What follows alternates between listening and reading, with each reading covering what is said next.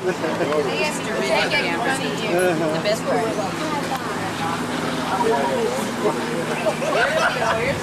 That's your boyfriend?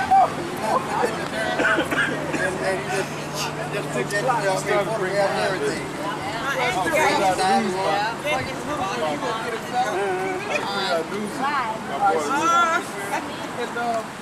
Yeah. Okay. You said 6 o'clock, Red Lobster? All right. Great. Okay. Wait, bud, let me get you in that thing, fella. Hold it. He's still backing up. Hey. So you go to Staples and download them, can't you? Actually, I put them on that computer. When did you get here? We got here about 3:30. Did you fly? No, I flew in Chicago last night. Then we rented the car and drove over today. So I'll be here until Sunday morning at 8. Then I've got to get over to Midway to fly to And then it goes on to you guys. Yeah, I know it. Yeah. Just hit the back before that. We were in Orlando at the end of April. Oh, let's see. This is last night. And having a heat wave then, and we were That's my granddaughter. tromping around, you know, like Disney World and all the theme parks. It was 102 The T-shirt. all that humidity. You mean actual temperature? That's her granddaughter. We came out, yeah, we came out, got in the van, and you know, get I'm gonna take your table. thermometer, We'll get deal better with in the morning. these outdoor air. You just can't enjoy yourself. No. You go over Just really, and nature, but yeah, it takes you out. sightseeing and Oh, all. Sue's coming. Is Sue coming? You just can't do it. We were in Oh boy. What about Reggie? we left hand, Yeah.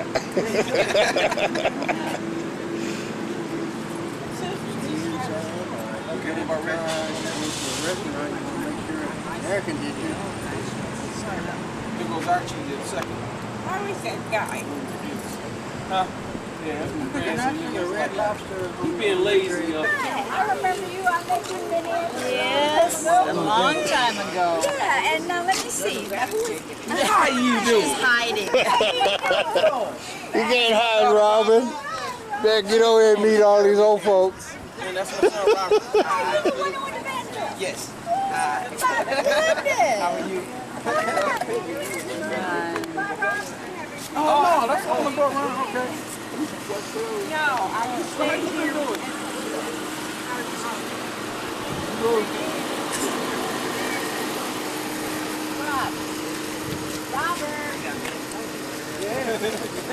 Robert. This is Robert. How you doing? Robert, and this is his son, Robert, What's up, Robert? who attended Vanderbilt. Oh my goodness! He played football down there. Oh, wonderful! Working as a social worker there. Yeah, that's one of my best All right. And your kids coming up? That's right. We do a whole bunch of birds. Let me get y'all a picture there. All right. 1, 2, and 3. Once again. Yeah. Look over here real quick. Let me zoom in on you. No, let me come around this way.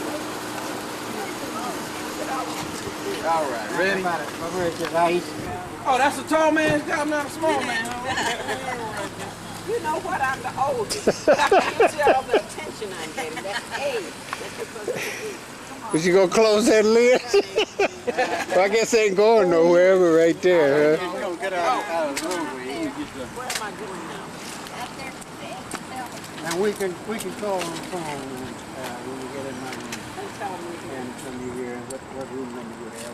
You have to go and register. Somebody's purse up here? Yeah, and I got my water up there. I'll get you.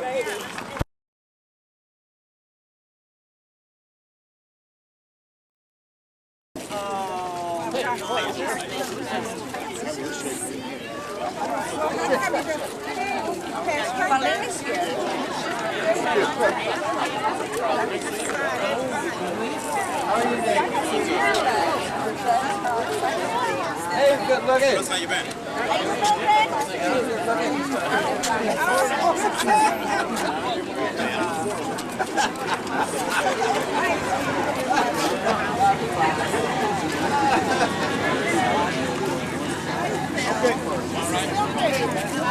If possible, let's all try to back this way. It's okay. It's okay. Back this way Back by the building. It don't, Just walk it around. don't matter. It'll be okay. I saw you with the camera, just kept walking. Hi, Carol. Hi, how Well, are you? hello Good to see you again. again. Yeah. Hi, so happy you It's could good make to it. be back. Yeah. Yeah, that's great. Hello, Carol. I look so good.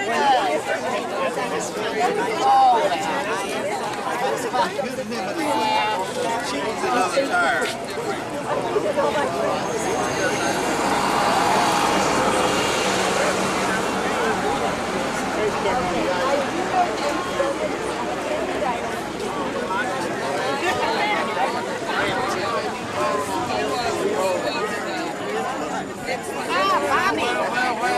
Hi, Bobby. Doing fine. I haven't seen you.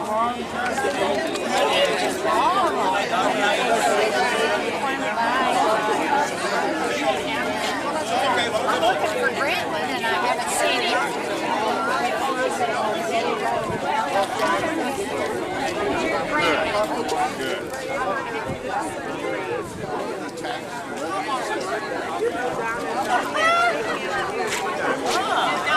I'm getting you away.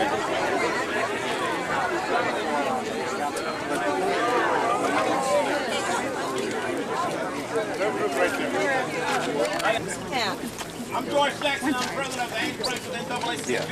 And I'm pleased to say welcome to all of you. This is indeed a very special day and a very special time in the city of Ames. The more I look at things the way they used to be, the more I'm convinced that in some areas they're still the same.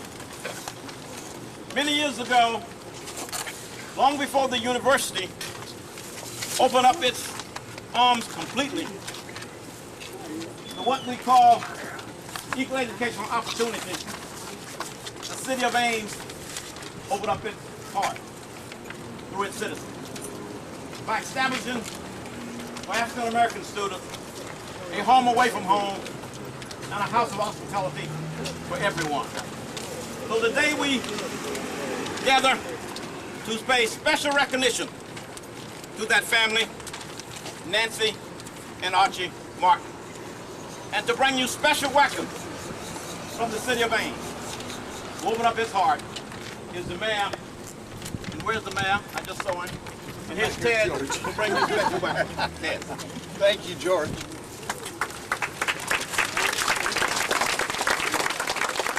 A special welcome for all of the Martin and Ship family who are returning to Ames, kind of their roots area. You know, Ames has, in the past few years, kind of revitalized the downtown, and one of the themes has been the history of the community. Main Street has been related more to the railroad since that was kind of the founding basis for this community. But here on 5th Street, there are a number of piers that depict the pioneer spirit of the community. But I don't believe that there is any pier that depicts it any more than the Archie and Nancy Martin Pier. You know, as George alluded to, Iowa State University had the foresight to open its doors to all students, no matter what their color, what their race, what their ethnic background. But the policy didn't go far enough because it didn't provide, if people partook of that educational opportunity, where they were going to live and be in the community. And as I looked at this picture, I have to tell you, the grandmother on my mother's side was a little lady, and when I look at Nancy's picture here, I can just imagine, did not know her, but I can just imagine her saying, Archie, that's not right, we need to do something about it. And they did. Am I close? Yeah. She probably took care of all the problems. And Archie said, oh yes. And so they were the first that opened their homes and their hearts to give an opportunity to students of color. And we couldn't be more proud as a community to have the Martins be a part of this community and its history. And again, I welcome all of you. I would like to take the opportunity to invite or introduce a couple of council members that are here. Russ Cross from the City Council. Over here, council from the 4th Ward, Herman popcorn box. So again, I'd like to welcome all of you. Any of you I know have some relationship to Ames High, and if you would like, after this dedication, I'd be happy to take you over. City Hall is now the old Ames High School. I'd be happy to take you over and take you through a little bit. Okay? Thank you.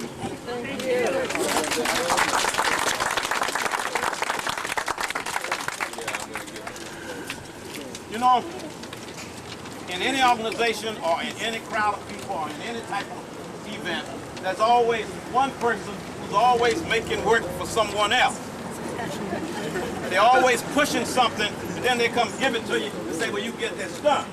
Okay. Well, the next person I'm about to introduce has many of those characteristics. Joanna could do when you come forward. I was going to say Joanna.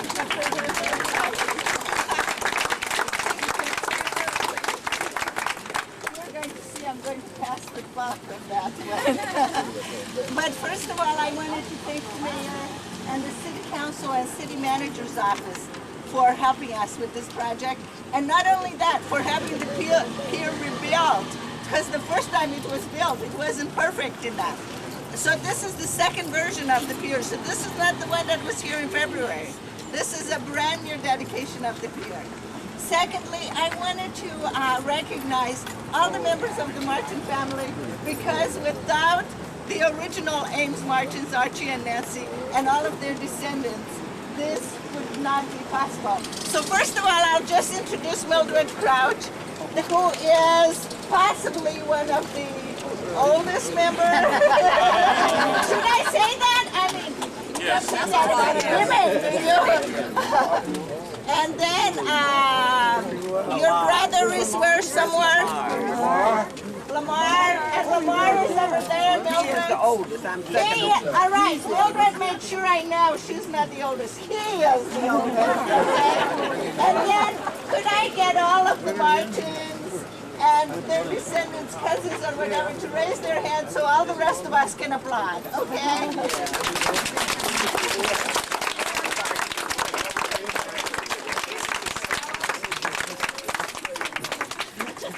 Thank you all so much. You have made an incredible contribution. Hey, there he is. Bobby. Hey, how you doing? And now I would like to introduce the members of the Martin Foundation, and you'll see I'll pass the buck. And actually, today was a difficult day because there's graduation. So Terry Adams was not able to be here, who is the secretary, and Doris Riggs, who is the treasurer, has health problems, so wasn't able to be here.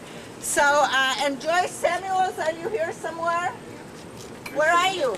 Here. Okay, good. So Joyce Samuels, and she will talk a little bit later also.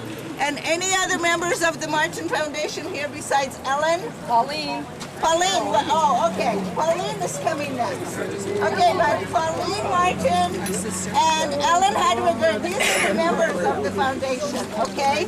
And Ellen, I'm passing on the buck. Notice, Ellen is the person who got it all started and who got me working, you know, so we've got to back to her. So here's Ellen Hadwiger. About 2 years ago, my son David was visiting from New Mexico, and I wanted him to see how the downtown had changed. So we walked Main Street, and then we walked 5th Street, and we looked at every single pier. And when we were finished, I said, talk to Archie on one of these piers. So I called Pauline, I think, and we formed our, Joanna just resigned. And we wrote a letter to Nancy Colster of the Arts Commission, telling her about Archie and Nancy Martin, that we'd like to have them on a pier. Got a shout. And anyway, they were very supportive of our idea of our project for Archie and Nancy Martin. However, the pier project was finished, and they would keep us on their agenda. Well, we were meeting at Country Kitchen back in those days, and we read their response, and Terry Adams said, the pier project isn't finished until Archie and Nancy Martin are one of them. So I walked Fifth Street again and found this corner with no pier. So I called Bob Kindred, who's the city manager, and he said he'd have to come and look at the corner. And he called me a few days later and said, well, I guess you can put your pier there. And Joanna Torto, with the help of Don Newgrove, an attorney, established the Martin Foundation at First National Bank. And Sigler Printing provided all the stationery and the letters we sent out and the cards we returned. And we met at the Calvary Methodist Church and sent letters to all of you who are here who have contributed, as well as our family and friends. And we were able to raise $9,500. And the city council gave us an additional $2,500. And so we're able to be here today to honor this remarkable couple, Archie and Nancy Martin.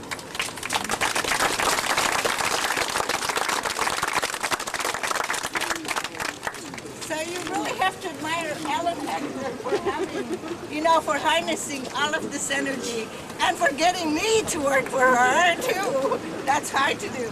But the cause is wonderful in this particular case. It really is great, and it is long overdue that the Martin family be honored. And so, but locally, not everyone who is a descendant of the Martins lives in Ames.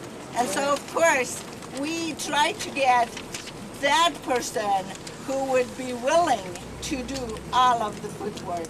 And that was Pauline Martin. And it's incredible what she's done. Look, she brought you all here today. She organized everything, and she wants to take that forward. So Pauline, you gotta come here. You gotta be in the front. Let's fight, Pauline.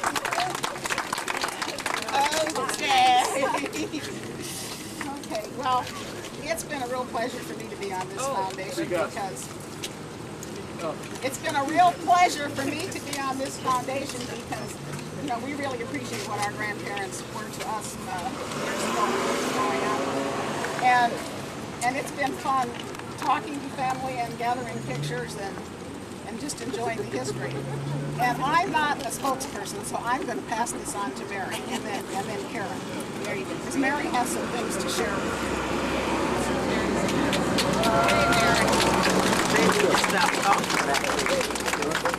Hey, beautiful family, and it's an extended family.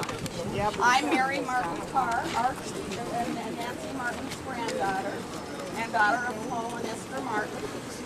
And you'll get to meet many family members. We were talking about many things, and I've gotten to talk to some people that knew our grandparents also. Somebody whose parents built a house next door to the home where our grandmother, or the Delta Phi Pi house where our grandmother worked, said in 1914 said that he would go over there and Grandma would give him cookies or carrots, and his mother didn't have much money, so when she needed to do something, he would go over there. I guess my grandmother babysat. And he remembers them and thought that was special. Speaking with one of the other students who lived in their house, the remarkable thing is that nobody realized their age. And when I said their ages at the time that they were doing these things, they couldn't remember. I mean, they couldn't believe it. And we age well. Our grandparents are their children, and I'm going to take a minute to mention their children that lived in Ames that many of you knew. And Aunt Nell, Mrs. John Shipp, was their daughter, and John Shipp was her husband. My parents, Paul and Esther Martin, my aunt and uncle, Robert Martin and Ethel Martin, and by the way, Bob and Paul married twins. And then Uncle Al, who was the first Martin to graduate from Ames High, and started his family here, and some of his children were born here. And he died in Ames, and I hadn't known that either. We're learning these things. But those families are all represented. Their descendants, plus Richard Simmons, some of his family are here. That's one of their children. And I'm going to be brief because you'll have a chance to visit with more people and hear from more people. But I think the remarkable thing is that they were very caring, family-oriented people. And they taught us to be. And our grandparents, as they aged, as they were ill, and they died in their own homes, and their children, their daughter Nell, their sons Paul and Bob, their son Archie from Des Moines, took care of them in their homes so they could remain in their home. And that tradition continues in our family today.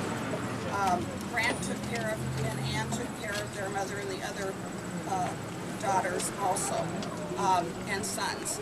We've been taught to be very caring. We're always there for each other. We value what we got from Ames. I think that's part of the privilege of having grown up in this community.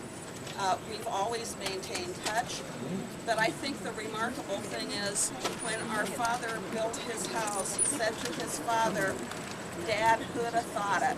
Well, I'm sure our grandparents are looking down today saying, "Who'd have thought it?" So this is an honor that we would never have dreamed would have been bestowed on them, but they deserved it. And we thank you for thinking of them in such a magnificent way.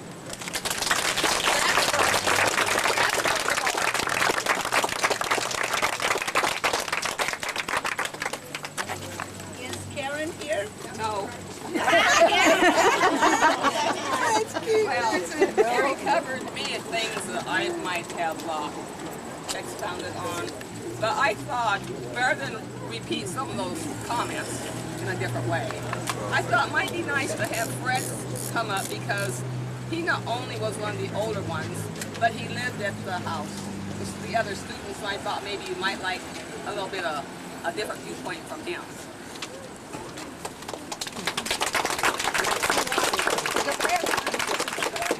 Who said that? Thelma. You know, I've heard that comment many times before. Don't do that. Don't do that. Anyway, she said don't talk to me. It's hot out here. The only thing I want to say is that Karen was correct that when I started college at Iowa State, I was living at home with the other children. A little bit difficult to study, so I stayed at Granddad's for 2 years before I went into service. So while I was there, I got to observe the student home environment.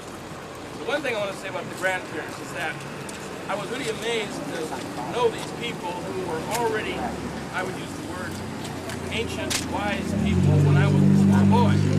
They were in their 70s when I was born, late 70s. And so I learned another thing from another older gentleman who died at 101. Granddad died at 102. His little motto was, as long as you walk, talk, look, you're doing all right. So I've tried to incorporate that into my own philosophy of life. But I remember that I really got that earlier from Granddad Martin, because his thing was that life is not that bad. As long as you're able to be around here and do things, it's not terrible at all. So my instruction from him was this, that I can look at life and forget about the cares, the woes. Maybe when I become 95, like he was the day that he was sitting in his bedroom looking out the back window at the garden, he said, I've done the best I could for these 95 years. He said, I'm ready for the good Lord. So I thought, oh, what kind of conversation is this? So I said, why are you talking like that, Granddad? He said, well, the Lord can take me anytime he's ready. I said, I know that, you know that, so why are you saying that? Anyway, I discovered that the Lord was not ready for Granddad when he was 95. He let him live for 7 more years. So I thought to myself as I got older, I said, what did that mean to me? Well, this is what it meant to me in my own life. George's thing was, what is success? Success is simply a measure of service. And that's what Nancy Chandler and Archie Alexander Mark gave to this community. Thank you.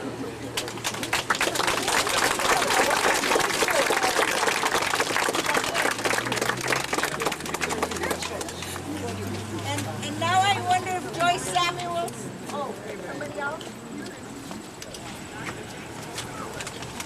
Lived in the house. 1940. Okay, go ahead. No, that's fine. Maybe the program. We're going to let James say something.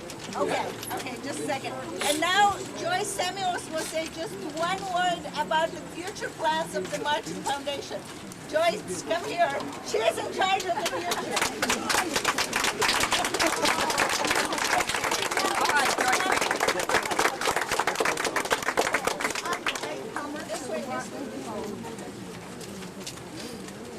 Okay, I'm a latecomer to the Martin Foundation, but I've always been interested in the house on Lincoln Way. We came here in 1975 and wondered why this house stood out so much when everything else was different. And so we were interested to stay there. We was the first black family living in Ames, and there's something about the black community. Our future plans is trying to make that a museum. I know these are lofty goals, but where there's a will, there's a way. That's what we've always been taught. So our future fundraiser will be a tribute to the Dash sometime in November. Hopefully we can raise enough funds to put in the contingency fund until we get enough to do something that we have, our goals that we have been established for. So that is what we plan to do. Keep in mind the possibilities, if not a scholarship for African Americans. So those are the plans for the future that we have so far. Thank you.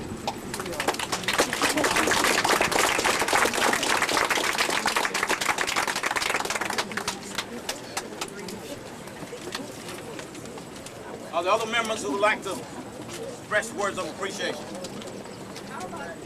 I'm going to get the Dr. Phone. Now, as we go over the program, I know it says appreciation from the African American community by George Jackson. I think if I did that, that would be like secondary. So I'm going to give you an opportunity to hear from somebody who actually lived in the house and who's demonstrated to me throughout his life just what I think the Martins demonstrated. It's creating opportunity for young people. So at this time we'll hear from Dr. James Bowman, who actually lived in the house. Dr. Bowman.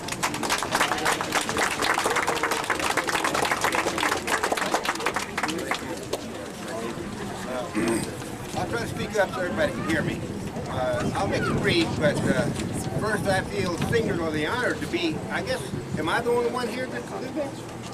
I think maybe I am. I don't know. I know some others that are still living, but apparently they're not present. But at any rate, first I'd like to point out I was very thankful to have the opportunity to live there. When I came to Ames in 1940, it was pretty much predetermined that I would stay on Lincoln Way with the Martin family.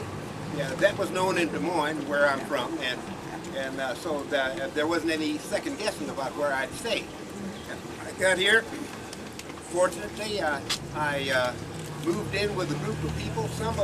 I noticed that there are a couple of the Simmons that I've met since I was here. Archie Simmons, grandson. I think Archie was grandson of Mr. and Ms. Martin. But at any rate, we were fortunate to have the care and concern of the Martin family as we all moved in and were set on our course to try to get ourselves educated. It's interesting that young people today aren't aware of the fact that not only we couldn't stay in the dormitory here at Iowa State, but we couldn't not only here, but Iowa University or any other dormitory. Drake, all of those. They just assumed that you automatically stayed in those places. But while there was a disadvantage of not being able to be directly on campus, there was an advantage because I was kind of a footloose kid that didn't know exactly what college was about. I was here to have fun. I thought it was going to be pretty much like high school and an extension, and I was fortunate enough to stay with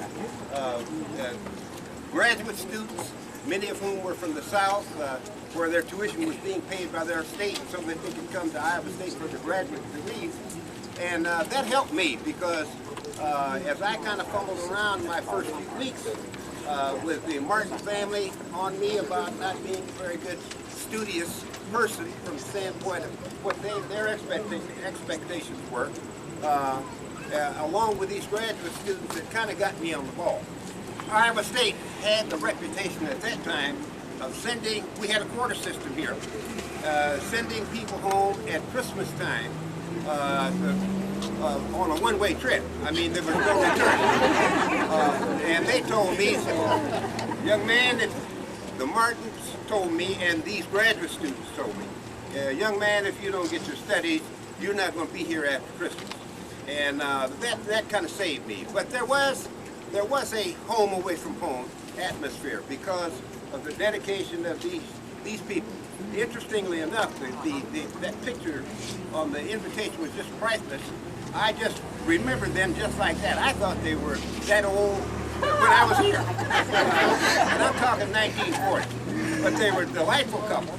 I think that they were strong disciplinarians. Mrs. Martin was on me more than one time about talking too loud. They didn't put up with a lot of foolishness. I think they'd had experience with college students, and they knew that if you were here, you ought to be here for business. And my tenure with them was not for the entire year. Toward the end of the year, we had an offer to move out on campus in another house, which we did. But I cherished the days, and I stayed with them, and the path that they put me on, along with the other students. I can remember some names, maybe some of you remember. Herbert DeCosta was one, Archie Simmons, of course, I pointed out. Alphonse Douglas was one, and Alonzo Meister, Sam Massey. A number of those people were all the people that helped put me on the right track. So I'm just thankful to be here, and I think I can speak for the ones who aren't, that they gave us a great start, and to a great extent, it counted for a great deal for us. And that's it. Thank you.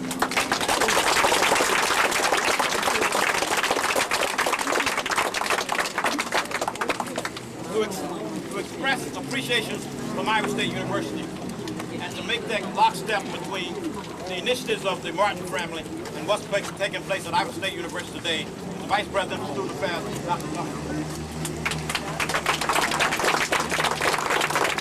Thank you, Dr. Jackson, and on behalf of President Greg Joffrey and the Iowa State University community and the family, I bring you greetings. First of all, I want to express appreciation to the Martin family. There's just two things basically I want to focus on, and that's appreciation for a couple things. Number one, well, several things. Being a part of this ceremony means a lot. Historically, from an African-American perspective, it means an awful lot. I want to thank them for making it possible for somebody like me to be here and to say that I'm Vice President for Student Affairs at Iowa State University. I'm standing on the shoulders of some giants here, and the Martin family helped make that happen. And I want to express appreciation for that. The other thing I want to do, as Vice President for Student Affairs, I'm in charge of a few things, but there's some things that I'm in charge of that really relate to what they did. I'm responsible for housing all students. I'm also responsible for the Dean of Students Office, which is discipline. I'm responsible for the counseling center. Now think about what you've heard here. Think about what you've heard here. They were a member of this staff. They were housing. They were directors of housing. All right? I would say, we owe them an awful lot. They were directors of housing. They were also directors, dean of students, if you would. Dean of men, dean of women. Think about it. Dr. Bowman just told you that's what a dean of student does. I've also talked to the gentleman here about the African Americans coming to Ames when they got in trouble. You know who the police called? Archie Martin. They called him to check them out and get them straight. And they said that he did more than any police officer could do. He got them right. So these people, quite frankly, in my view, were very much a member of the Iowa State University family. They were like Dean of Students, Director of Housing, Director of Counseling. They did an outstanding job. And before I give this up, I want to express once again my appreciation, because no matter how good I think I might be, I wouldn't be here had it not been for people like Nancy and Archie Martin. Thanks a lot to the family.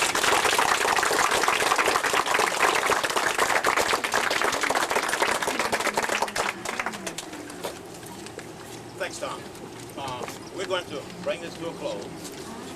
Immediately after these ceremonies, there's a business meeting which will start promptly at about 12:45 at 1413 24th Street at the United Methodist Church there. In my final remarks, I'd like to say this. You know, a journey of 1,000 miles begins with one single step. When Nancy and Archie Martin took that step to allow black students who could not live on the campus of Iowa State University to live in their home, it created steps to progress. As Dr. Hill said before me, as we stand here today on this corner in this city, Iowa State University is indeed an open place.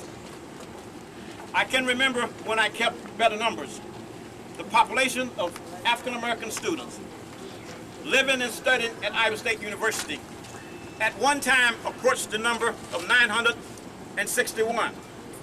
I can't tell you exactly what the numbers are today, but had not the Martin family had the vision to provide a home away from home for students who aspired to get a college education, probably great things that's happening at Iowa State University would not be happening today. I learned from my sister, which was probably most appropriately expressed in something written by Shaw that best illustrates what a dream is. And it goes something like this. Some men see things as they are and ask why. Evidently, the Martins dreamed things that never were and asked why not. And because they did, we're all here today. Thank you for coming, and good morning.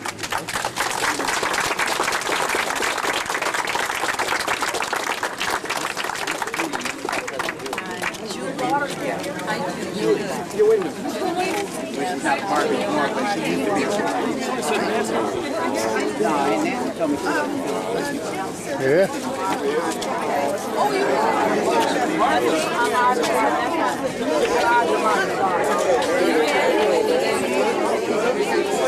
Don't say anything. I know, don't say anything.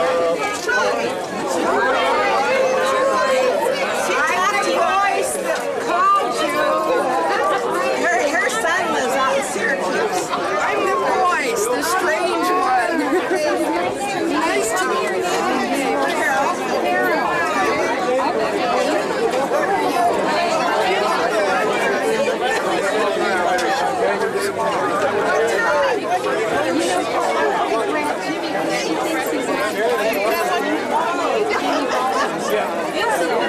Yeah, let me grab him before I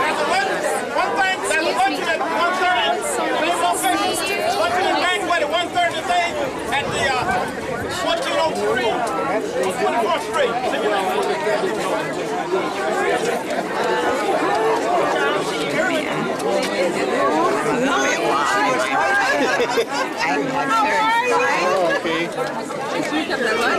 Oh, yeah.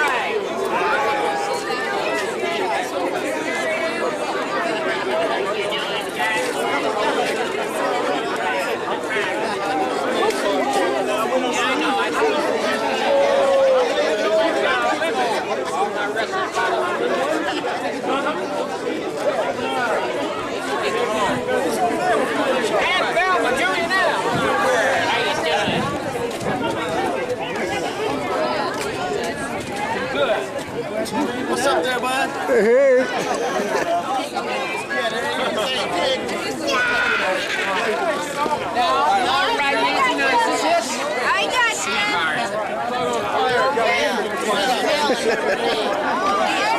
This is all right, Val. Val, shake it off. She's looking for you. Shake it off.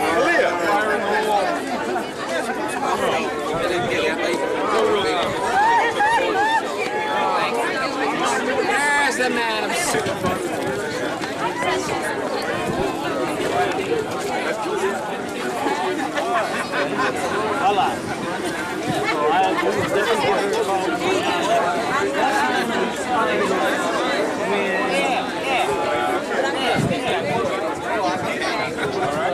Good luck to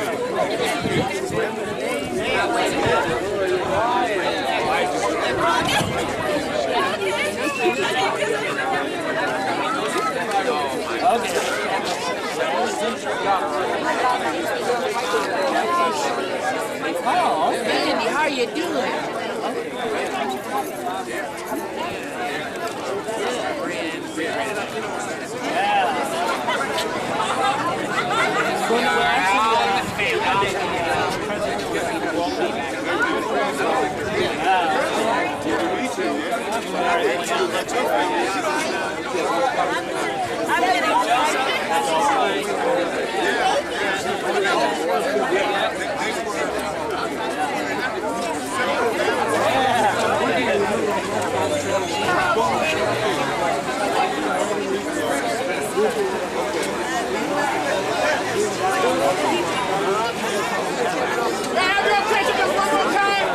Will you please begin to move the congregation to the church?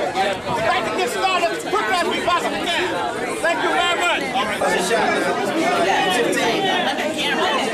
Let me set this I got you.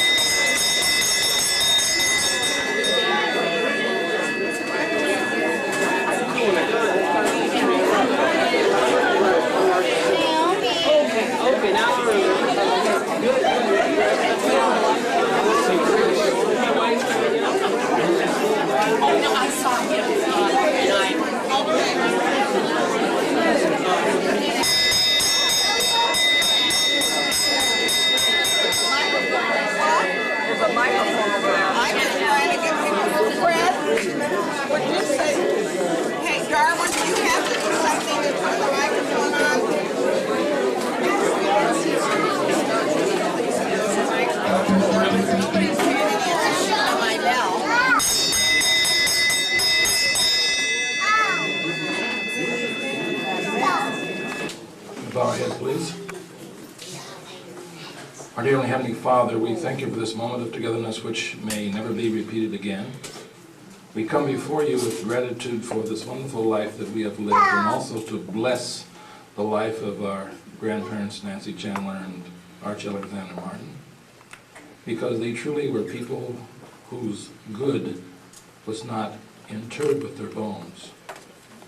Their good still prevails within this family because they've taught us many things. Personally, I get to talk about many things, but we all know that what we derive from them. And so their spirit lives in each one of us, from the grandchildren, from the children to the great-grandchildren, and whatever else is out there in the future. So we don't need fancy words to express our love for them and our love for you, because they were religious people, and it came through most markedly. So we thank you. We ask you to bless this food, the nourishment of our bodies, and hope that we shall remain physically strong, mentally awake, and spiritually alive. We thank you for everything. So may the words of our hearts be that's most impressive in the words of our mouth. Thank you, Lord. Amen. Amen.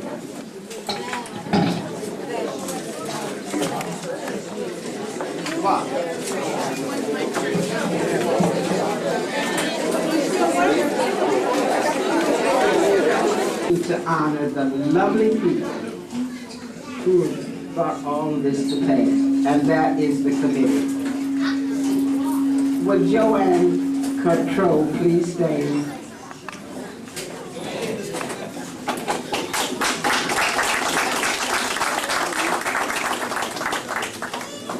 Ellen Hadwiger.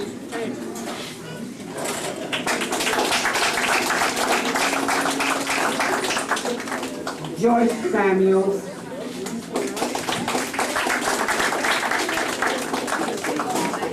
Oh, I'm so lovely. And Dr. George Jackson.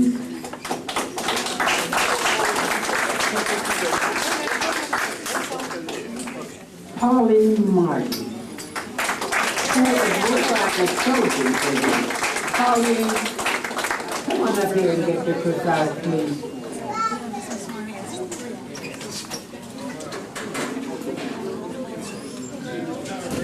Now, John Riggs and his wife and Terry Adams couldn't be here. They're also on the committee.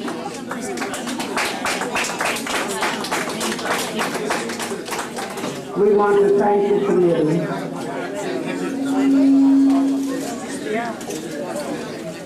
God bless them.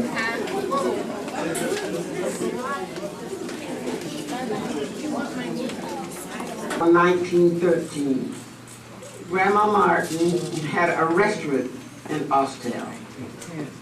And Dr. and Mrs. Grice, they were both doctors, from Ames, Iowa, would come down during the season, and they would eat at Grandma Martin's restaurant, and they told them that Ames was a place to come because there was a lot of money in Ames. It's a college town. And so Grandma and Grandpa doing me good. Grandma and Grandpa Martin came to Ames. And then eventually there was an exodus. There was Mom and Papa, Uncle Paul, Uncle Bob, Uncle Archie, Aunt Julia and her husband. They all came to Ames, and we were just about the first African Americans in Ames. There were 2 or 3 other families. But it was a lovely place to be. Back then there was 11,000 people, I remember. I was a smart little girl back then. I was nosy. And that was with the exception of Iowa State. Now you're a big town with 50-some thousand with the exception. Great. But it's still a lovely town, and we always came back when Mama was here to family reunions. Now, I'd like to give you a little history. I've taught you the history of Grandma and Grandpa. There are other things I've been asked to say. The house. Uncle Paul, Uncle Bob, and Uncle Archie built the house for Grandma and Grandpa Martin back in the 20s, I guess. The house cost $12,000. Can you imagine that? And that is when they started keeping the African American students. And then we were the first grandchildren. There was Johnny, who was deceased, Lamar, and me. We came along, we're here. And we loved Grandma and Grandpa Martin, but Grandpa was the sweetest little old man you ever wanted to see. He had a nickname. Grantland gave him a nickname of Sakaguchi. And Grandma Martin was stern, but she was a smart woman. She was the strength of the family, as most women are. And we had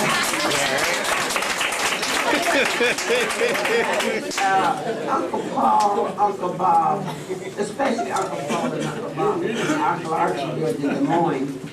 But we would love to have Christmas time because we were the only children. And they all just gave us all of these presents, and we were so sorry when they got married and children of their own. They married twins, the Jackman girls, Esther and Ethel, from Boone, and each had lovely children. Now, will the progeny, now all of us are progeny of Grandma and Grandpa, as you well know. Would the progeny of Uncle Paul raise your hand or stand? Come on. Stand up, all of you, great grandchildren and all, stand up. I see a lot of children I've never seen before. All right. Now with the progeny of Uncle Paul.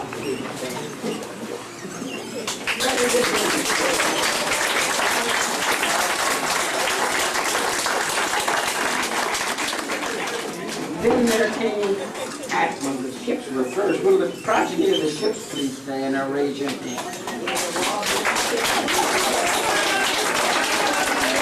All right. You know what? Let me tell you something. From Mildred Krause, there's some people called the Moses. And then Bickerstaff. And then from, who was next? The boys, they just kind of flunked out. Then the next was Julian L. And that's the Sims. Will the Sims please stand? You Sims. All right. All right, and then next came the Osborns, Thelma. That's what I meant.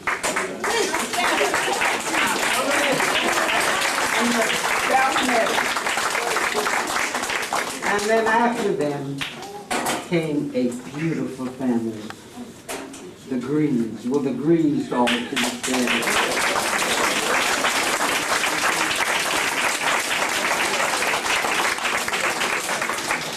Now there's the other half. Thelma, what have I done wrong? Where's Uncle Al? Huh? Uncle Al.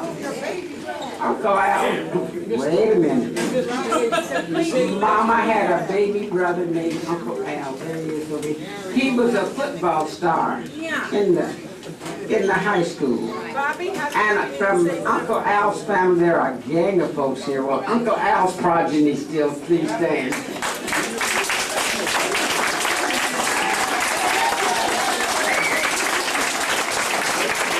All right, and also there's some Simmonses. Archie Simmons. Archie Simmons.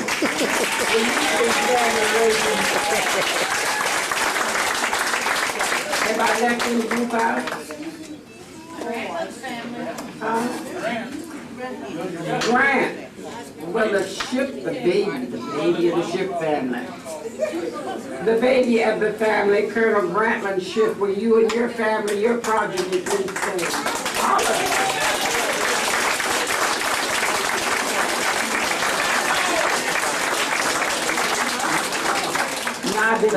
You know, that's a lot of people. Well, I want all my brothers and sisters to stand.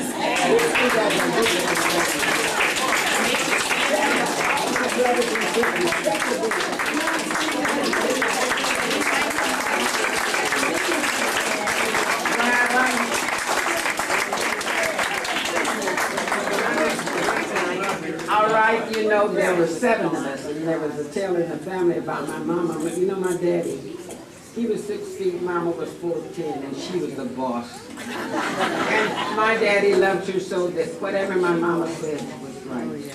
So there came a time when there were 6 of us, and mama decided that she had 4 girls, and she wanted to try again for a boy.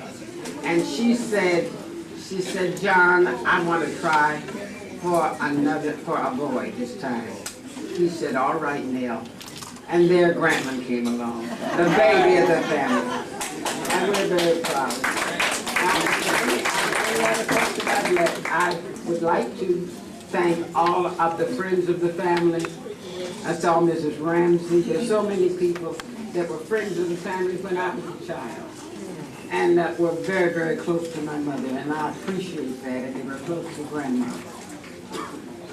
I would like very much to stop this right now and to ask each of you who wish to get up and say something about Grandma and Grandpa. All of you have something to say about Grandpa, I know that. And so I will close out my comments and turn it over. Grantland? Where's Grantland? Butch? Butch, tell us something about Grandma and Grandpa. Yes. I can't tell you too much about my grandmother Martin, but I can tell you quite a bit about my grandpa Martin. He was 102 years old when he passed away, and I was 12 years old when he passed away. And as I grew up as a young boy, my mother would cook dinner for him in the evenings, and I'd have to take it over to him on my bicycle. You know, at his age, by then he was in his late 90s, and at that time he was a little too old to be cooking for himself. So he was in a wheelchair, and I would go over every day after school and deliver the food to him. And he was an ex-slave. He was 12 years old when he got out of slavery, is what he told me. And he was a very noble type of a man. He used to be a plasterer, and he had a son that also lived with him that was a gentleman by the last name of Simmons. Now when I say it was his son, it was actually his stepson, was Grandma Martin's son by first marriage. His name was Ernest. And the two of them lived together, and when somebody mentioned earlier that some people look like they are from antiquity, these people were old when I was 12. I mean, very, very old, but yet they were young at heart. Beyond the kind you would never forget who they were once you had met them. So, but I remember they would get in spats with each other, and my grandmother, Grandma Ship, used to go over and spend time trying to straighten everything out. And my mother, Archie Lou Green, as I mentioned, would take and cook dinner for him every night, and I would get on the bike, big basket, those bikes in the old days, you know, they had those big baskets on the front, so she'd put all the food in there and wrap it in foil, and I'd take it over there to him in the evening and spend some time with him while he ate. And watching him pass away was a very difficult thing for me because there went a lot of history, and that's what I do remember about Archie Martin.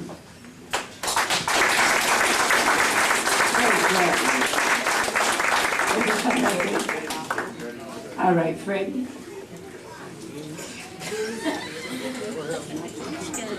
Not too long. They always say that to me. You know, this lady taught me some words like Grandpa Martin taught me some words. I used to have a word with Grandpa Martin that I would say, well, and he would say, boy, he said, you know what a well is?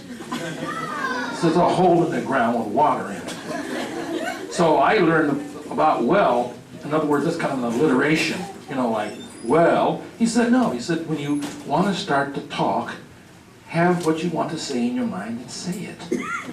So I learned about the word assignation from. I didn't know what assignation was, but I was told about assignation. So for you who don't know what the word assignation is, look it up.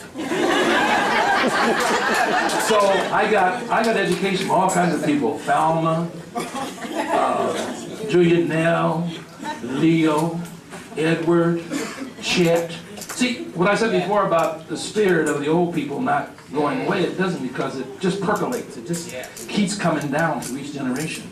So when Grant and I, because we were first cousins growing up together, we were sort of nurtured and sort of moved by some of these older brothers and sisters and cousins. And so the one thing I forgot to mention earlier, because I couldn't relate all my personal stuff, but the thing that really kept me on the right track was Grandpa Martin's close, what's the word, mentoring, tutoring I guess, more than mentoring, tutoring. Because he taught me how to garden.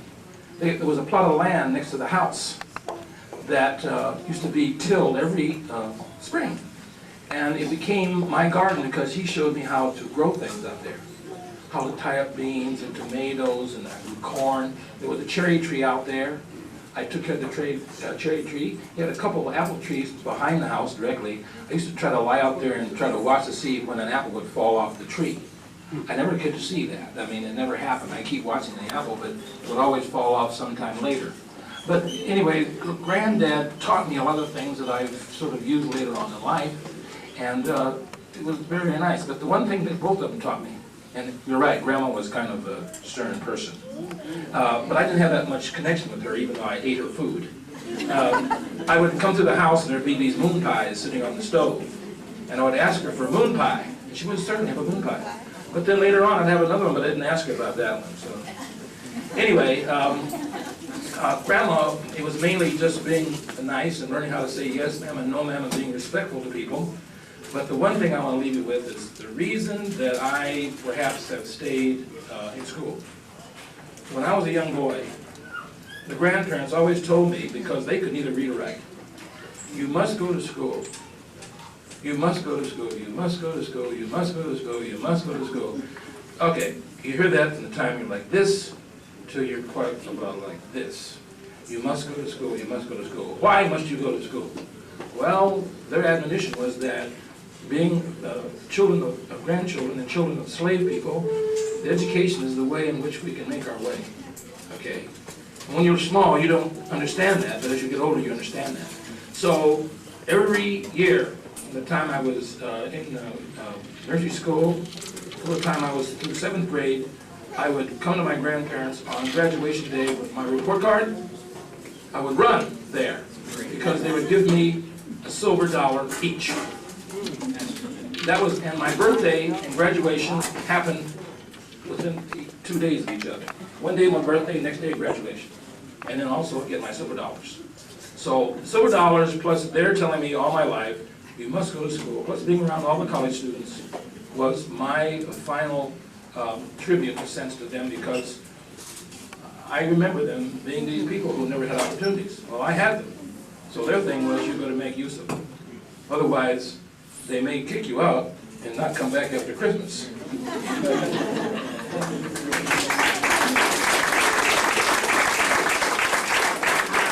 How many of you remember our beloved baby sister, Archie Lou? She has her son here, and he would like to say something. Bruce Green.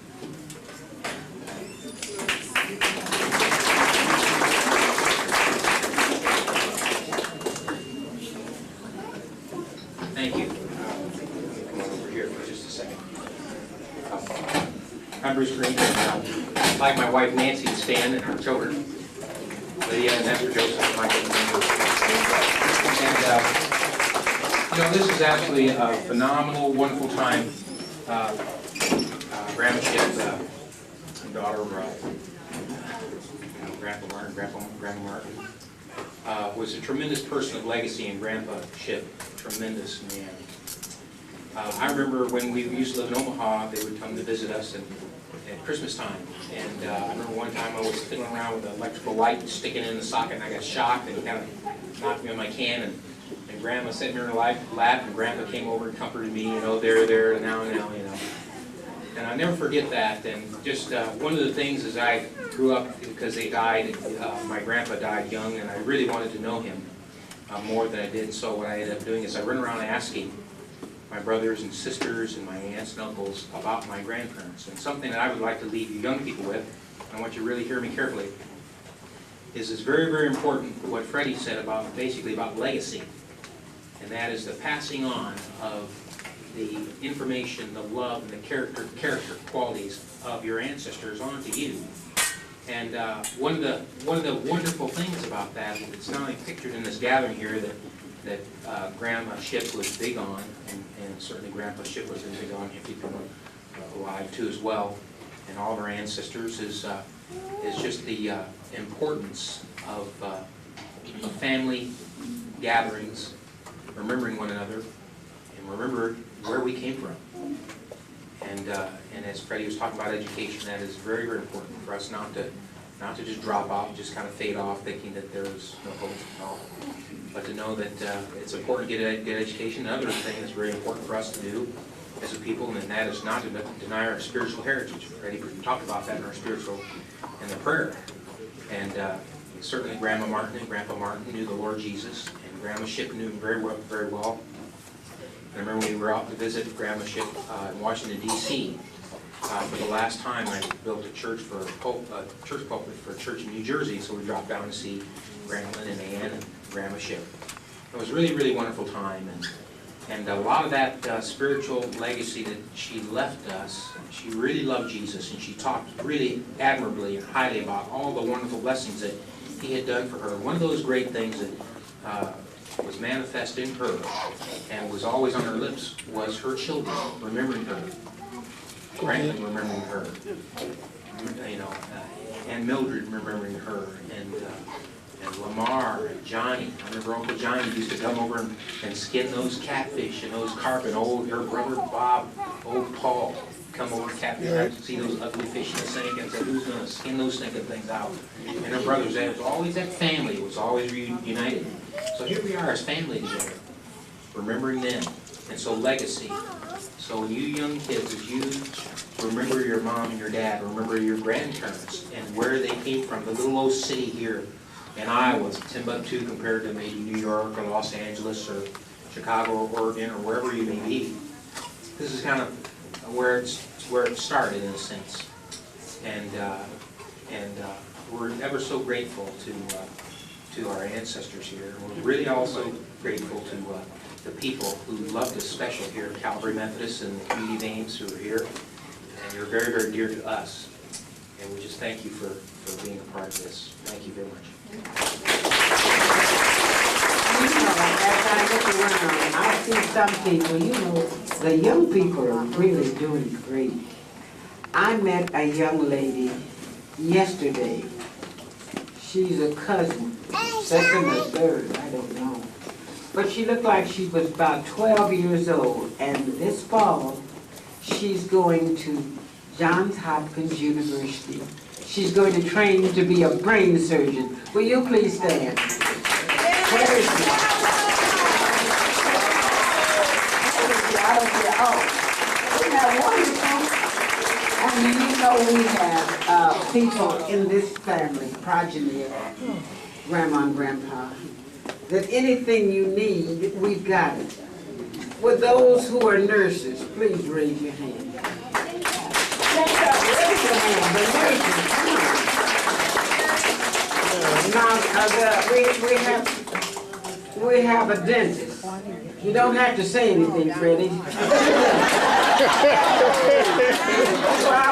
Robert, please stand. Robert Biggerstaff, please stand. The dentist, you and Freddie. You can get up. All right, we have some attorneys in our family. Will the attorneys please stand?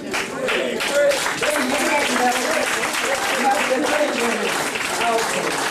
Now we have a lot of people in our family who are teachers, and they tell me they have military careers. That guy is over doing something. That's Grantland. Accounting, finance and law, graphic design. Why don't you just raise your hand when I call these things? Engineering. That's my heart right there. Stand up again. That is. I just love this.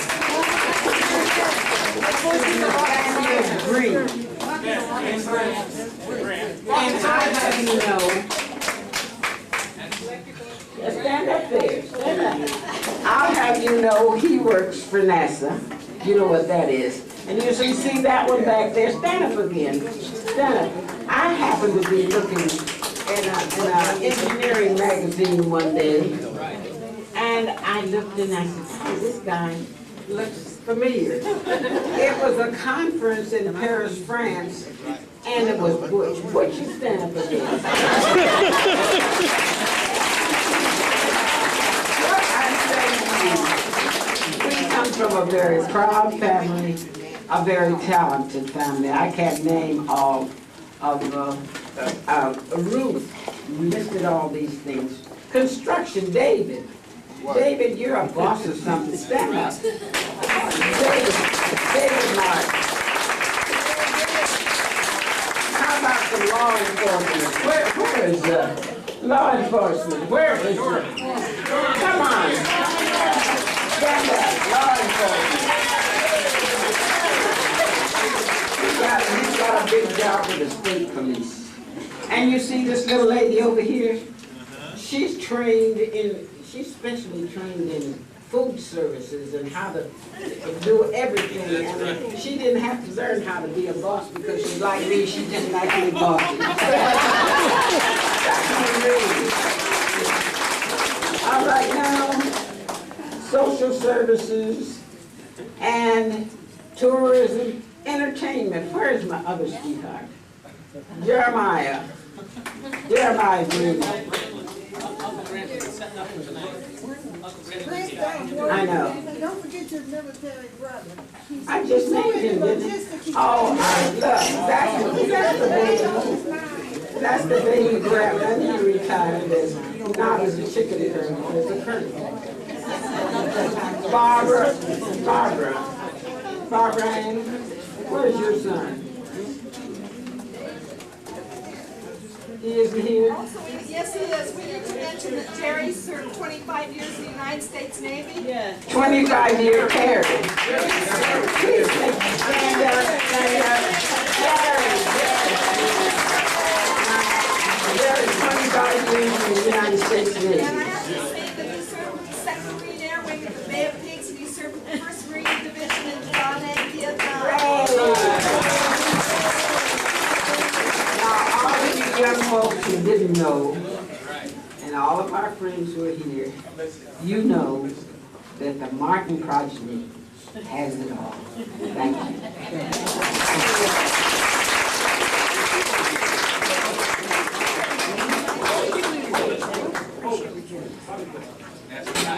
Okay, but I've got the microphone now. I just want to challenge you as the grandchildren grow older, I'm going to challenge the next generations to keep in touch and keep doing this so you don't lose track of your heritage. Okay, and we're trying to put a book together about the Martin, Archie and Nancy, no disrespect intended, so that we have information and things to share. You're going to have to pay for your own. So as we send you information or ask for pictures or stuff, please respond. We will give your pictures back. We don't keep other people's pictures. But we really want to go forward on this. So please be thinking about what you want in there. Include your spouses and what you've done educationally and your work history and whatever, and we'll try to do a good job. We'd like to get it done soon so we can do one for Paul and Esther's kids. Okay? And you know, as far as our grandparents, we had the privilege of living in their home while our folks built their house. And we peeked through the curtain a lot at the students, and we remember Grandma rushing around the kitchen and making ice cream in ice cube trays, and sitting on the porch, counting the license plates for various states, because there was one road across the country, Lincoln Highway. Watching the circus when it came through town and they unloaded and they were going from one point to another, and just many things. And I think some of it was at the end of World War I, So there are lots of memories that we haven't talked about, and I hope that before the weekend's over we can share more of them. But it's wonderful that you all came, and I also want to give Mildred credit for helping to get so many of you out. She was a great cheerleader, and give her a big hand. You know, I'm going to say this. There is an advantage to being the oldest. You know, the younger ones that kind of look up to you, little old lady. And I have said, I have called Val. You going to say something? I wanted to say, when I called them, I say, you better come. Okay, I'm Val Ship, and Val Ship Jr. First, I want to give the ladies a hand in the kitchen.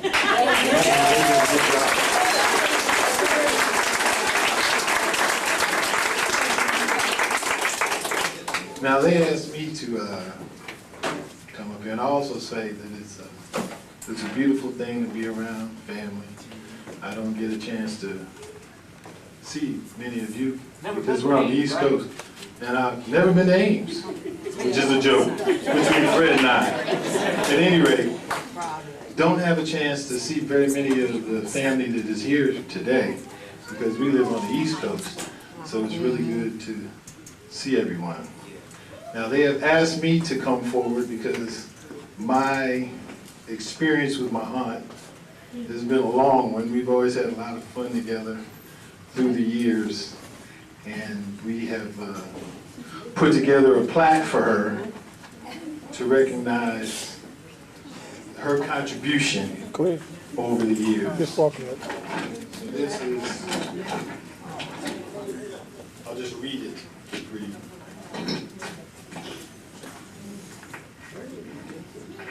Family Appreciation Award presented to Mildred Ship Crouch, or we call her Mrs. Hubert B. Crouch, for years of dedicated, caring support. Thank you from your family on August 10th, 2002.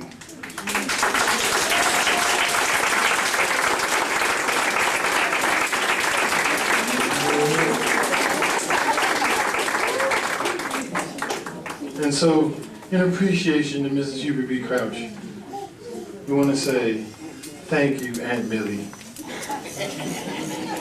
from the bottom of our hearts. All right. As I figure, you know, pretty soon I'm going to be as long-winded as Freddie. But I keep thinking, thank you so much for that. And I'll bet you that was Ann started that. But anyway, there was a young man who came up to me today. He is from Los Angeles, California, and he said, I'm Darwin. Now, Uncle Al had a son named Darwin.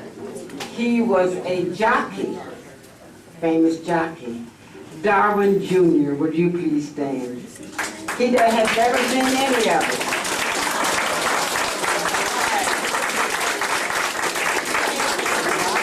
I'll think of something now.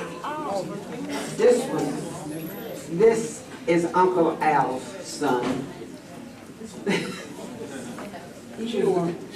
Hey, he was the worst little boy you ever wanted to see. He was second to none. I think Lamar was the worst of all. But anyway, see how they turned out? They were so successful.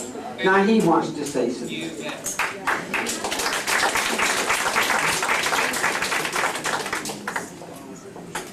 I'm really not the rebel without a cause because I do have a cause. But in my early years, I was born in Ames, Iowa, in a house right next to 218 Lincoln Way. And I remember it distinctly because we had dirt floors in that house. And when Freddie said something about the garden that was in the back of it, I remember that because it was right in front of the little church in the Vale, where we used to sing every Sunday, red and yellow, black and white, Jesus loves the children in his sight. And I can remember the house that they're trying to memorialize here on Lincoln Way, because you walk in the front door, the dining room was on the right, the living room was on the left, there was a bathroom on the corner, another room in the back, and Grandma Martin's, and Grandpa's room was there. And you went up the stairs, and there was maybe 7 rooms upstairs where the students were staying. And when I was there, going down to the basement, they had the stairs went right straight down. In front of it was what we called the bathroom. Then there was a bed over in the corner. You went around in the other room where the furnace was, and way in the back was the coal room. And the coal room was where my grandfather introduced me to a possum. He had found they had caught a possum and they put it underneath the basket in that coal room. You weren't supposed to touch it. Well, unbeknownst to me, I went over and I kicked it. And that possum got out and the door was closed. So I can remember Grandpa saying, "How you doing in there, son?" And I said, "That's all right, I'm going to catch him." And that possum and I ran around that room for about a half an hour to 45 minutes. When it was all over, I had that possum. And we also had a chopping block there in that basement where we used to cut off the chickens' heads and stuff like that. And then you went out into the back in the barn. There was a great big log out there where we used to wring the chickens' necks, like you crank a Model T forward and let them go. And then let me go down the alley here to Sherman, to Aunt Nell's house. You walk into Aunt Nell's house, living room on the right, and then there was a set of stairs went upstairs to the bathroom was on the left, and there was a sewing room there on the right. And I remember that the girls all used to be upstairs, you know, so when the boys had all come, you know, Aunt Nell would be running, "What's going on up there?" You know, and then you went downstairs and you went around the corner there, and we had a basement there. No wooden basement, ground floor, weren't unfinished, but had fruits and vegetables lying around the wall. And all the boys from the college would come out to visit all the girls in the Martin clan. Ship clan and Martin clan. It was a job to keep them in line. But in any event, I eventually left there when I was a little teeny tyke, and I went to Belle Plaine, Iowa, which is 80 miles east of here. And I graduated from high school there and went to services, what have you. But I traveled back and forth to Ames, Iowa to visit my grandmother or grandpa. And they could never find me when I went to Ames because I was always one place where Grandma did the very best work, and that was in the kitchen. And if they were looking for Robert, Robert was in the pantry. And Grandma made the best chicken pot pies you ever tasted in your life. Apple pies, peach pies. And in the kitchen we had a big pot that had a big coal stove sitting over there on one side. On the other side was the counter where Grandma made her bread and stuff like that. I know the house now. I know all the houses. And I can remember the time as a little kid, going to Lincoln School. Mrs. Mitchell was the principal.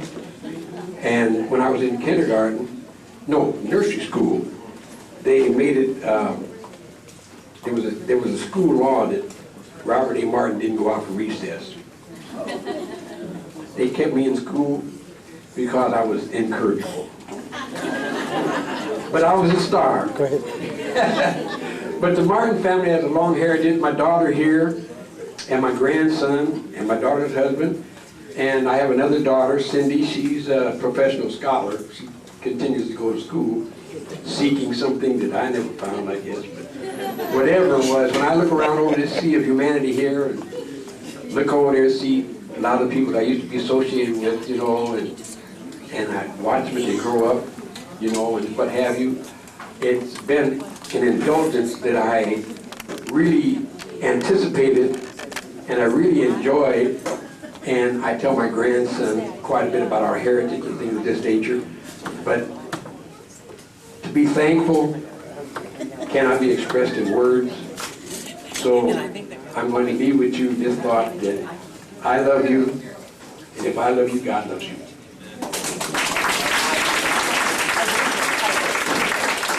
Anybody else? Well, again, I want, yes, and someone else wants to say something? Lamar, he said no. Lamar said no. Lamar said he's gotten to the age when he opens his mouth, sometimes he forgets what he's going to say. No. Again, I want to say thank you to the committee. we are here. You are honoring us. I've seen it. But we are honoring you. And thank you again to the Martin clan of Ames, the girls. And honey, they can cook as well, Grandma Martin. My name is Martin.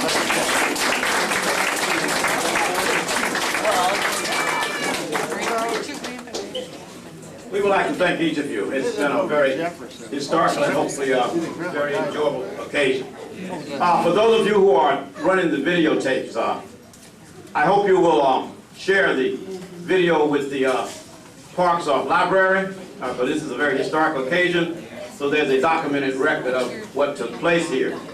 It was Robert Parks who invited me to come to Ames, from Michigan, to develop a heterogeneous pluralistic student body on the campus of Iowa State University. So this is very appropriate, so I hope you will share that video with the library. If there's a cost for the video, send it to Tom Hill, he'll send you a check.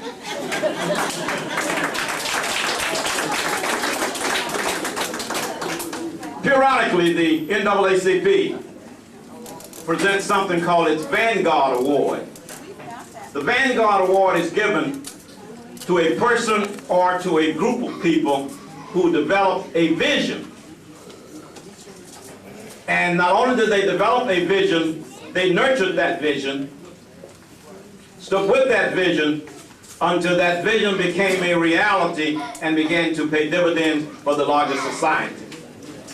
No other occasion would be more appropriate than what the Martin family started when they opened their home to students who are seeking a degree at Iowa State University. So today, on behalf of the Ames branch of the NAACP, we would like to present to the Martin family the Vanguard Award. And here's what it says. This Vanguard Award is being presented to the Martin family for establishing a home away from home for black students on the campus of Iowa State University in the mid-1930s and 40s, presented this 10th day of August, 2002, and signed by the President, and unfortunately that's me. My signatures don't seem very right.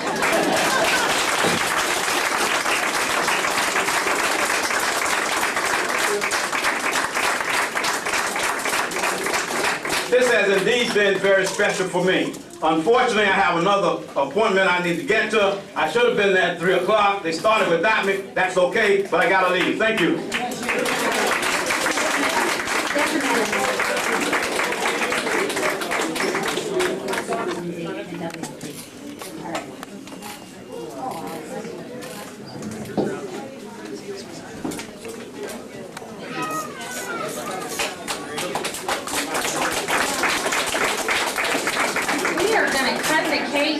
If anyone wants to take an individual picture of it, if you could please come over now and take a picture. Also, we have coffee. If anyone would care for coffee. Hold it up. Yes, hold it up. Without cracking? No, it's okay. Okay, got it. Don't call my name. Damn it, I always forget the wine this day.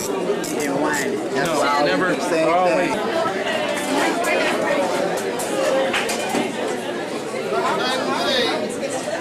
Where's Hubert Jr.? All right. Norman! Hey, Jack, sing Junior now up here.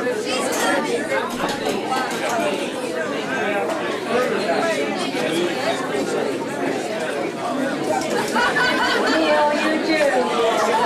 Neil. That's something I would hear Hemingway and now. Can you get all of us? Oh, see, just moved back to this land.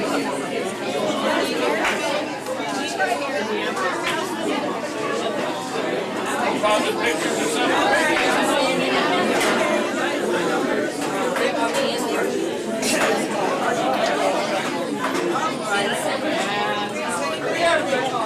We gotta get the great grandkids in here.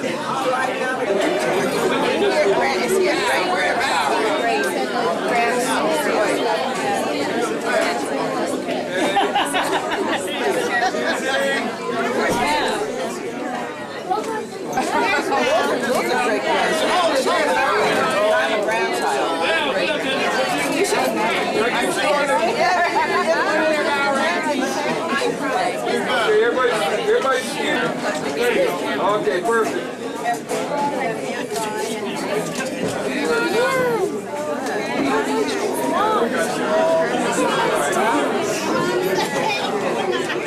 That's better. I got to do this little visual in 2 pictures so everybody stays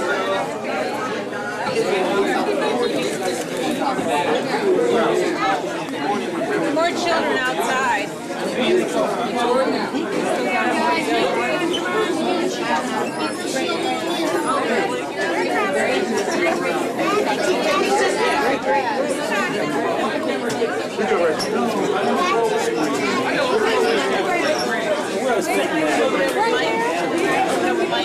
Oh, sure is.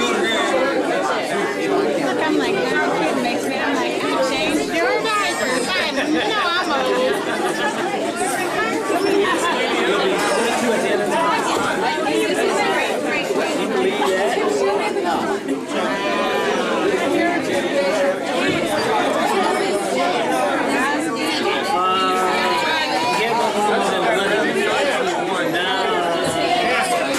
He told me he had to get rid of his girlfriend, so he got his new weight.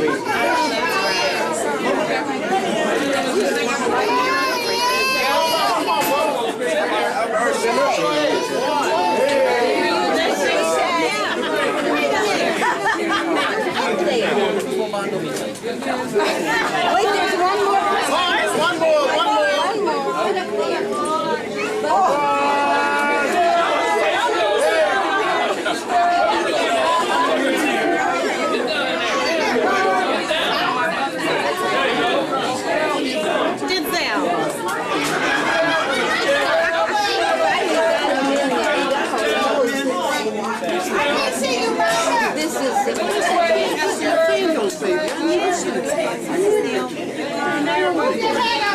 I ain't having you guys bust up my camera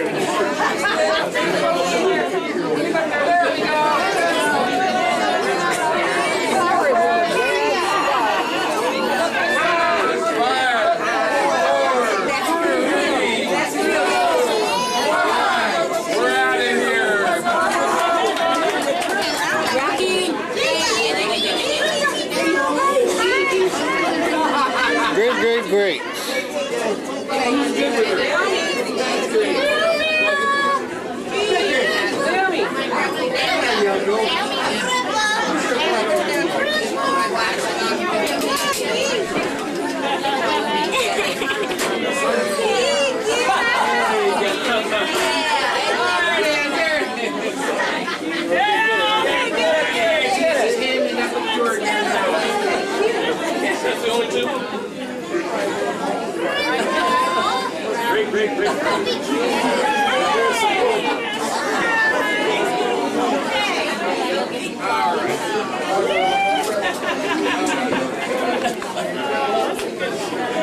Okay, let's go back up one generation now so we can ready. Okay, 1, 2, 3.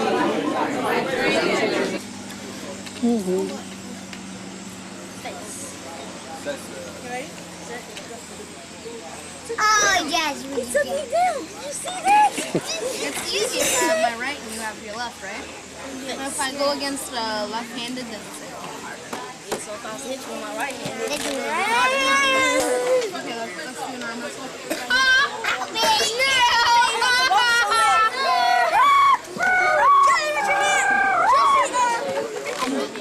Are you up?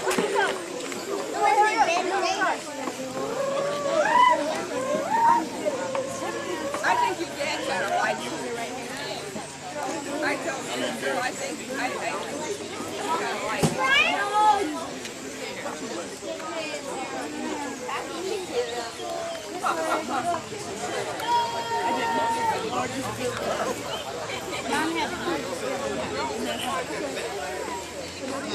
we're talking.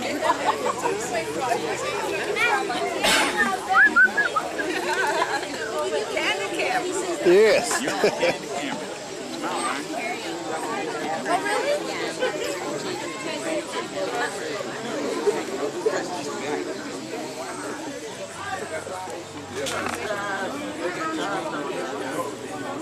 Smile, man. Oh, really? Yes. I want to go down and get rid. You understand me now?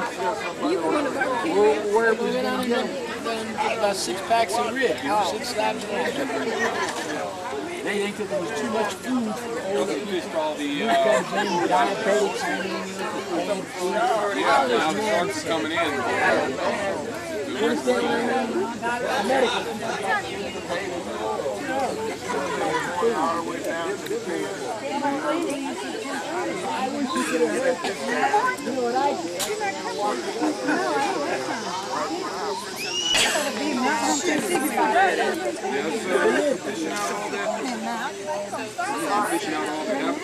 Madeline,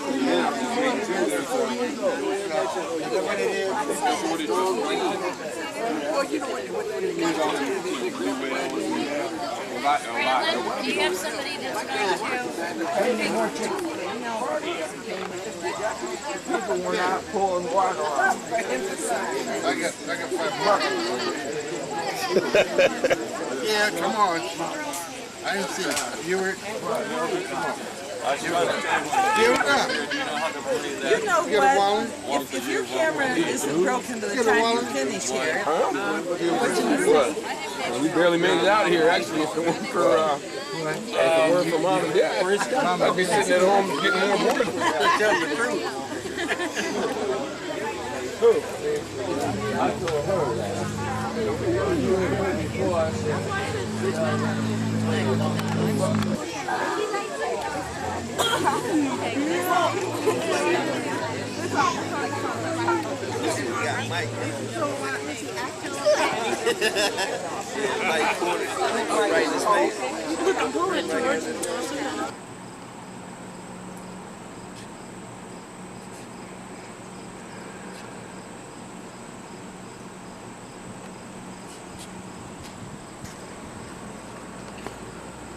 where's the house? Yeah, we can go by the house. Okay, where is it? I think it's 312 Lincoln Way.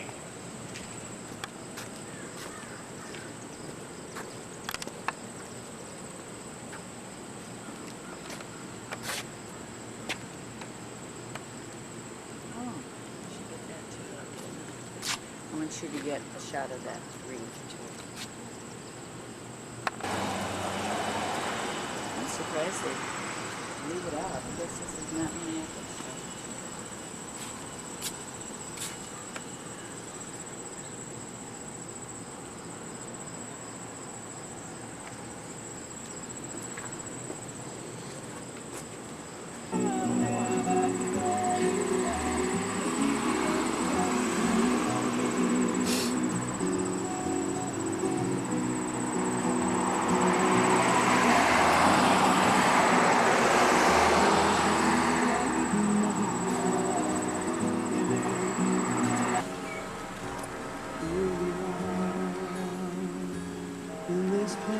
I like this too.